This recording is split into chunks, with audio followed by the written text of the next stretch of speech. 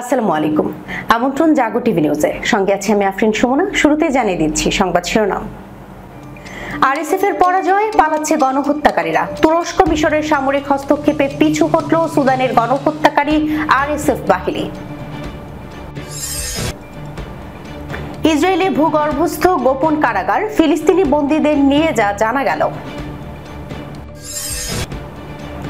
গাজায় সুড়ঙ্গে আটকে পড়া হামাস যোদ্ধাদের সরিয়ে নেয়ার চেষ্টা তুরস্কের। পবিত্র কোরআনের কসম, বিজেপির সঙ্গে আতাত করিনি, দাবি কাশ্মীরের মুখ্যমন্ত্রী ওমর আব্দুল্লাহর। গাজায় খেয়াল খুশি মতো গুলি করেছে ইসরায়েলিরা, ফিলিস্তিনিদেরই বানাতো মানব ঢাল, হায়েনা সেনাদের স্বীকারোক্তি। ট্রাম্পের সঙ্গে বৈঠকের আগে সৌদির স্পষ্ট বার্তা, ফিলিস্তিনের স্বাধীনতা চাই। এবং পাক আফগান সংকট সমাধানে ইসলামাবাদ সফরে যাচ্ছেন তুর্কি প্রতিনিধিরা। দর্শক, শিরোনাম শুনছিলেন, এবার জানিয়ে দিচ্ছি বিস্তারিত। আরএসএফ এর পরাজয়, পালাচ্ছে গণহত্যাকারীরা। তুরস্ক মিশরের সামরিক হস্তক্ষেপে পিছু হটল সুদানের গণহত্যাকারী আরএসএফ বাহিনী। সুদানের দারফুর অঞ্চল বহু বছর ধরেই সংঘাত, জাতিগত দ্বন্দ্ব এবং অবৈধ অস্ত্র বাণিজ্যের কারণে বিশ্বের অন্যতম অস্থিতিশীল যুদ্ধ বিধ্বস্ত এলাকায় পরিণত হয়েছে। এই অঞ্চলে নতুন করে ভয়াবহ সহিংসতা জন্ম দেয় সংযুক্ত আরব আমিরাতের সমর্থন পুষ্ট আধা সামরিক বাহিনী র্যাপিড সাপোর্ট ফোর্স আরএসএফ। দারফুরের এল ফাসের ও আশপাশের এলাকায় নারী, শিশু সহ অসংখ্য বেসামরিক নাগরিককে টার্গেট করে নির্মম হত্যাযজ্ঞ চালায় গোষ্ঠীটি। আন্তর্জাতিক মানবাধিকার সংস্থাগুলো এটিকে সুস্পষ্ট গণহত্যা হিসেবে আখ্যায়িত করেছে। রোববার তুরস্ক ও মিশরের সহযোগিতায় সুদানের দ্বিতীয় বৃহত্তম শহর জাজিরা রাজ্যের রাজধানী ওয়াদ মাদানিতে প্রবেশ করে সরকারি বাহিনী। আরএসএফ এর নৃশংসতা ও দখলদারিত্ব ঠেকাতে দীর্ঘদিন ধরে লড়াই করে আসছে সুদানের সরকারি বাহিনী। তবে গত কয়েক মাসে আরএসএফ এর আগ্রাসন নতুন মাত্রা পেলে সংঘাতে নতুন মাত্রা যুক্ত হয়। আন্তর্জাতিক মহলে নিন্দার ঝড় উঠলেও কার্যকর প্রতিরোধ গড়ে তোলা সম্ভব হচ্ছিল না। এমন সময় সরাসরি উদ্যোগ নিয়ে এগিয়ে আসে মধ্যপ্রাচ্য ও আফ্রিকার দুই গুরুত্বপূর্ণ শক্তি, তুরস্ক ও মিশর। সুদানি বাহিনীকে সামরিক সক্ষমতা বৃদ্ধিতে সহায়তা দিতে দেশ দুটি ড্রোন, স্যাটেলাইট নজরদারি ও বিশেষায়িত ক্ষেপণাস্ত্র সাপোর্ট প্রদান করে। এর ফলে সরকারি বাহিনীর পাল্টা হামলা নতুন গতি পায়। বিশ্লেষকদের মতে তুরস্ক ও মিশরের সমন্বিত সহযোগিতা সুদানি সেনাবাহিনীর অপারেশনাল ক্ষমতাকে নাটকীয়ভাবে বাড়িয়ে দেয়, যা আরএসএফ এর আগ্রাসী অবস্থানকে দুর্বল করে তোলে। এরই ধারাবাহিকতায় 6 নভেম্বর সুদানের দ্বিতীয় বৃহত্তম শহর জাজিরা রাজ্যের রাজধানী ওয়াদ মাদানিতে প্রবেশ করতে সক্ষম হয় সরকারি বাহিনী। শহরটি দীর্ঘদিন ছিল আরএসএফ এর কৌশলগত ঘাঁটি। বাহিনীটির পতন সুদানি সেনাদের জন্য যুদ্ধের মোড় ঘুরিয়ে দেওয়ার মতো ঘটনা বলে মনে করছেন আন্তর্জাতিক বিশেষজ্ঞরা। শহরে সরকারি বাহিনীর প্রবেশের খবর ছড়িয়ে পড়তেই আরএসএফ যোদ্ধারা পালাতে শুরু করে। তবে পিছু হটার পথে আরএসএফ আবারও বর্বরতা দেখায়। Sudan general coordination for displaced persons and refugees এর মুখপাত্র অ্যাডাম রিগাল জানান, পালানোর সময় আরএসএফ এর সদস্যরা অন্তত 150 জন নারীকে ধর্ষণ ও যৌন নির্যাতন করে। অনেক পরিবারকে বিচ্ছিন্ন করে, শিশুদের আলাদা করে ফেলে যায় গোষ্ঠীটি। রিগালের ভাষ্য, পালানোর আগেই তারা যতটা সম্ভব আতঙ্ক ছড়ানোর চেষ্টা করেছে। আন্তর্জাতিক অভিবাসন সংস্থা IOM জানিয়েছে, সাম্প্রতিক সহিংসতা ও আরএসএফ এর দখলদারিত্বের কারণে শুধু এলফাসের ও আশপাশের এলাকা থেকেই 81,000-এর বেশি মানুষ বাস্তুচ্যুত হয়েছে। মানবিক সহায়তা সংস্থাগুলো বলছে, খাদ্য, পানি ও চিকিৎসার সংকট ক্রমেই প্রকট হচ্ছে। অন্যদিকে যুক্তরাষ্ট্র, মিশর, সৌদি আরব ও সংযুক্ত আরব আমিরাতের মধ্যস্থতায় গঠিত কোয়াড এর প্রস্তাবিত যুদ্ধবিরতিতে আরএসএফ ইতিবাচক সাড়া দিয়েছে। তবে সরকারি বাহিনীর পক্ষ থেকে এখনো আনুষ্ঠানিক সম্মতি পাওয়া যায়নি। আন্তর্জাতিক বিশ্লেষকদের মতে আরএসএফ এর সাম্প্রতিক পরাজয় স্পষ্ট করে যে তুরস্ক ও মিশরের সামরিক সহায়তা সুদানের ভূরাজনৈতিক লড়াইয়ে নতুন সমীকরণ তৈরি করেছে। আরএসএফ যতই আন্তর্জাতিক মদত পাক না কেন, আঞ্চলিক দুই পরাশক্তি চাপ ও সুদানি বাহিনীর অগ্রগতি তাদের অবস্থানকে দুর্বল করে ফেলেছে। এর ফলে দারফুরের সহিংসতার নতুন অধ্যায় শেষ হওয়ার সম্ভাবনা তৈরি হলেও মানবিক সংকট রয়ে গেছে চরম অবস্থায়। ইসরায়েলি ভূগর্ভস্থ গোপন কারাগার রাকেফেতে কয়েকজন ফিলিস্তিনি বন্দী আটক রয়েছেন। এই কারাগারের সব কক্ষ মাটির নিচে হওয়ায় বন্দীরা মাসের পর মাস কোনো প্রাকৃতিক আলো দেখতে পান না, বন্দীরা পর্যাপ্ত খাবার পান না এবং তাদের পরিবার বা বাইরের জগতের কোনো খবর জানার সুযোগ নেই। এছাড়া তারা নিয়মিত মানবতা বিরোধী নির্যাতনের শিকার হচ্ছেন। রাকেফেতে আটক ব্যক্তিদের মধ্যে অন্তত দুজন বেসামরিক নাগরিক, একজন 34 বছর বয়সী নার্স যাকে 2023 সালের ডিসেম্বরে হাসপাতালে কর্মরত অবস্থায় আটক করা হয়, অন্যজন 18 বছর বয়সী খাবার বিক্রেতা যাকে 2024 সালের অক্টোবর মাসে ইসরায়েলি চেকপয়েন্ট থেকে আটক করা হয়। তাদের বিরুদ্ধে কোনো অভিযোগ নেই। উভয় বন্দীর আইনজীবী হিসেবে কাজ করছেন ইসরায়েলের নির্যাতন বিরোধী জনসাধারণ কমিটি। পিসিএটিআই জানিয়েছে রাকেফেতের জানালাবিহীন কক্ষে 3 থেকে 4 জনকে গাদাগাদি করে রাখা হয়, যেখানে বাতাস চলাচলের কোনো ব্যবস্থা নেই। বন্দীরা নিয়মিত মারধর, কুকুর দিয়ে আক্রমণ এবং খাদ্য ও চিকিৎসার অভাবে ভুগছেন। সম্প্রতি ইসরায়েলের উচ্চ আদালত স্বীকার করেছে ফিলিস্তিনি বন্দীদের পর্যাপ্ত খাবার দেওয়া হচ্ছে না। বন্দীদের কখনো কখনো 2 দিন পর মাত্র 5 মিনিটের জন্য বাইরে বের করা হয়। পিসিএটিআই এর নির্বাহী পরিচালক টাল স্টেইনার বলেছেন, কাউকে মাসের পর মাস ভূগর্ভে আটকে রাখা ইচ্ছাকৃত নিপীড়ন।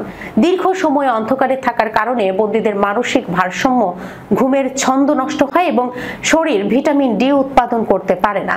স্বাভাবিকভাবেই শ্বাস নেওয়ারও কষ্টসাধ্য হয়। রাকেফেত কারাগারটি 80-র দশকের শুরুতে ইসরায়েলের সবচেয়ে বিপজ্জনক অপরাধীদের জন্য নির্মাণ করা হয়েছিল, তবে কয়েক বছর পর অমানবিক বলে এটি বন্ধ করা হয়। 2023 সালের 7 অক্টোবর হামলার পর ইসরায়েলের কট্টর ডানপন্থী জাতীয় নিরাপত্তা মন্ত্রী ইতামার বিন গভির কারাগারটি পুনরায় চালুর নির্দেশ দেন। গাজার সুড়ঙ্গগুলোতে আটকে পড়া প্রায় 200 হামাস যোদ্ধাকে নিরাপদে সরিয়ে নিতে কাজ করছে তুরস্ক। দেশটির এক কর্মকর্তার বরাত দিয়ে সংবাদ মাধ্যম মিডল ইস্ট মনিটর এই কথা জানিয়েছে। ওই কর্মকর্তা বলেন, 1 দশকেরও বেশি সময় আগে গাজায় নিহত একজন ইসরায়েলি সেনার লাশ ফিরিয়ে আনতে সক্ষম হয়েছে তুরস্ক, যা যুদ্ধবিরতির প্রতি হামাসের স্পষ্ট প্রতিশ্রুতির প্রতিফলন। তিনি আরো বলেন, আমরা গাজার সুড়ঙ্গগুলোতে আটকা পড়া প্রায় 200 হামাস যোদ্ধাকে নিরাপদে বের করে আনার চেষ্টা করছে। এর আগে হামাস জানায়, ইসরায়েলের নিয়ন্ত্রণাধীন রাফাহ এলাকার তাদের যোদ্ধারা আত্মসমর্পণ করবে না। সেই সঙ্গে সংকটের সমাধান খুঁজে বের করতে মধ্যস্থতাকারীদের প্রতি আহ্বান জানিয়েছেন তারা। গত মাসে ইসরায়েল ও হামাসের মধ্যে যুদ্ধবিরতি চুক্তিতে স্বাক্ষরকারী দেশগুলোর মধ্যে তুরস্কও ছিল। মার্কিন প্রেসিডেন্ট ডোনাল্ড ট্রাম্পের 20 দফা শান্তি পরিকল্পনার আওতায় এই চুক্তি হয়। পবিত্র কোরআনের কসম, বিজেপির সঙ্গে আতাত করিনি, দাবি কাশ্মীরের মুখ্যমন্ত্রী ওমর আবদুল্লার। ভারত শাসিত জম্মু ও কাশ্মীরের মুখ্যমন্ত্রী ও ন্যাশনাল কনফারেন্স নেতা ওমর আবদুল্লাহ বিজেপির সঙ্গে জোট গঠনের অভিযোগ কঠোরভাবে অস্বীকার করে পবিত্র কোরআনের শপথ নিয়েছেন। তিনি বলেন, আমি পবিত্র কোরআনের শপথ করে বলছি, 2024 সালে কিংবা অন্য কোনো সময় আমি কখনোই বিজেপির সঙ্গে জোট করতে চাইনি। সোমবার এই বিষয়ে প্রতিবেদন প্রকাশ করেছে ভারতের সংবাদ মাধ্যম এনডিটিভি। বিজেপি নেতা ও বিধানসভার বিরোধী দলীয় নেতা সুনীল শর্মা দাবি করেন, 2024 সালে ওমর আবদুল্লাহ দিল্লিতে গিয়ে বিজেপির সঙ্গে জোট করার প্রস্তাব দেন, যার শর্ত ছিল রাজ্যের স্বায়ত্তশাসন পুনর্বহাল। তিনি আরো বলেন, 2014 সালে নির্বাচনের পরও আবদুল্লাহ বিজেপির সঙ্গে সরকার গঠনের চেষ্টা করেছিলেন। শর্মা চ্যালেঞ্জ ছুড়ে বলেন, যদি তিনি সত্যি সৎ হন তাহলে মসজিদে গিয়ে কোরআন হাতে নিয়ে শপথ করে বলুন দিল্লিতে কোনো আলোচনায় যাননি। ওমর আবদুল্লাহ পরে এক্সে পাল্টা জবাব দিয়ে লিখেন, আমি জীবিকা নির্বাহের জন্য সুনীল শর্মার মতো মিথ্যা বলি না। সাম্প্রতিক সময়ে ওমর আবদুল্লাহ বিজেপির বিরুদ্ধে ধারাবাহিক সমালোচনায় মুখর হয়েছেন। তিনি বলেন, জম্মু ও কাশ্মীরে বিজেপির বিরুদ্ধে একমাত্র ন্যাশনাল কনফারেন্সই লড়ছে। অন্যদিকে বিজেপি বলছে, আবদুল্লাহর দল এখন ভণ্ডামি ও দ্বিচারিতার রাজনীতি করছে, জনগণ তাদের আর বিশ্বাস করছে না। ইসরায়েলি সেনারা জানিয়েছে, গাজায় যুদ্ধ চলাকালে সেনাদের মধ্যে নিয়ম কানুন, নৈতিকতা ও আইনি সীমা পুরোপুরি ভেঙে পড়েছিল। তাদের বক্তব্যে উঠে এসেছে, গাজায় বেসামরিক নাগরিকদের হত্যা করার বিষয়টি অনেক সময় নির্ভর করেছে কেবল একজন মাত্র অফিসারের খেয়ালের উপর। এই তথ্য উঠে এসেছে ব্রিটিশ টিভি চ্যানেল আইটিভিতে সম্প্রচার হতে যাওয়া প্রামাণ্যচিত্র breaking ranks inside Israel's war. Israeli সেনাবাহিনীর একটি ট্যাঙ্ক ইউনিটের কমান্ডার ড্যানিয়েল বলেন, যদি কেউ বিনা বাধায় গুলি চালাতে চাইতো সেটা সে পারত, কেউ আটকাতো না। প্রামাণ্য চিত্রটিতে অংশ নেওয়া সেনাদের কেউ কেউ পরিচয় গোপন রেখেছেন, কেউ আবার খোলাখুলি কথা বলেছেন। সবাই বলেছেন গাজায় নাগরিকদের বিষয়ে আইডিএফ এর আনুষ্ঠানিক আচরণবিধি কার্যত বিলীন হয়ে গেছে।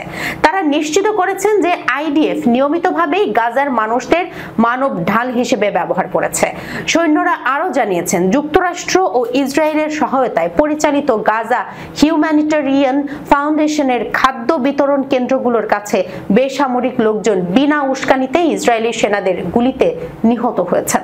আইডিএফ আর্মার্ড ইউনিটের অফিসার ক্যাপ্টেন ইয়োতাম ভিল্ক বলেন, প্রশিক্ষণে আমাদের শেখানো হয় কেবল তখনই গুলি চালানো যাবে যখন টার্গেট বা লক্ষ্যবস্তু ক্ষমতা, হামলার অভিপ্রায় ও সামর্থ্য দেখাবে।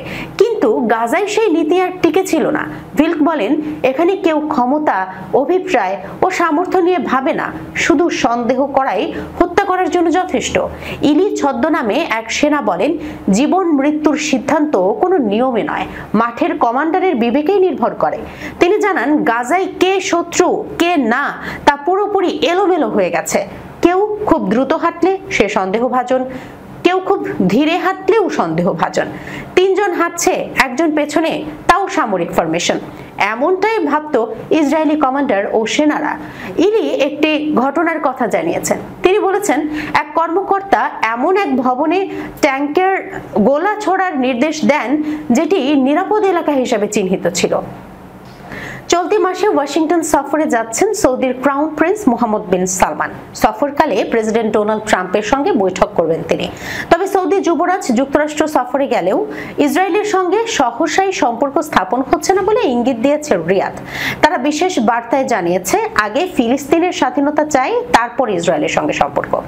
দীর্ঘদিনের বৈরিতার পর ইসরায়েল সৌদি সম্পর্ক প্রতিষ্ঠা হলে তা মধ্যপ্রাচ্যের রাজনীতি ও নিরাপত্তা ব্যবস্থার বড় পরিবর্তন আনতে পারে। এতে অঞ্চলটিতে যুক্তরাষ্ট্রের প্রভাবও আরও বাড়বে বলে ধারণা বিশ্লেষকদের। 2020 সালের আব্রাহাম চুক্তির মাধ্যমে সংযুক্ত আরব আমিরাত, বাহরাইন ও মরক্কোর ইসরায়েলের সঙ্গে সম্পর্ক স্থাপন করে।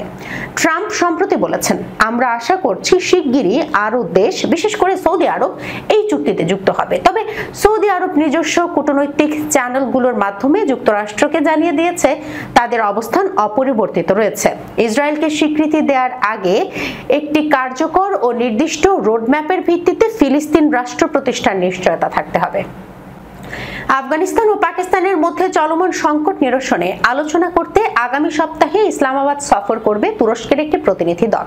আজারবাইজান থেকে ফেরার সময় সাংবাদিকদের একথা জানিয়েছেন তুরস্কের প্রেসিডেন্ট রিসেপ তাইয়েপ এরদোয়ান।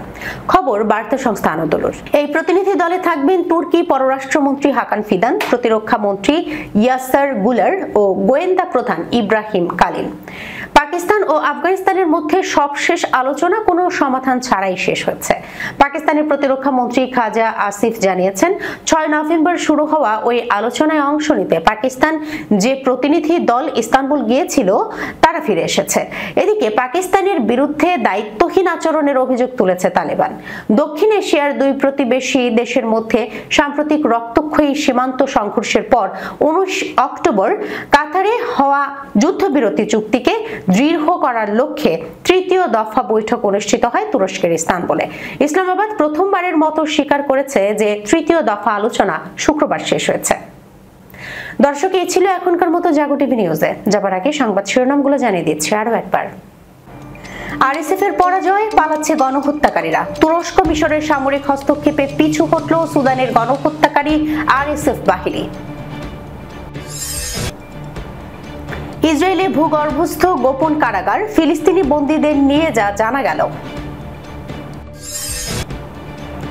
গাজায় সুড়ঙ্গে আটকে পড়া হামাস যোদ্ধাদের সরিয়ে নেওয়ার চেষ্টা তুরস্কের।